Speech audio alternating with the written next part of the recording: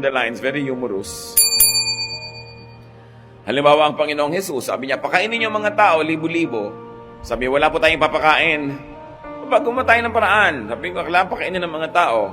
So, nung ang Panginoon naghimala, no? Diba? 3 konting tinapay, konting isda, pinaghati-hati.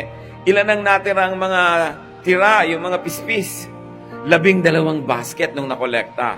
12 disciples, tigi-tigi sa siguro sila ng basket na bit-bit ng mga tira. Dahil sabi nila, wala tayong ipapakain. Para ngayon, makita nila the humor of the situation, ang dami namang sobra, at silang inang nahirapang magbuhat. Pag tinignan ninyo yung mga dealings ng Lord, marami humorous.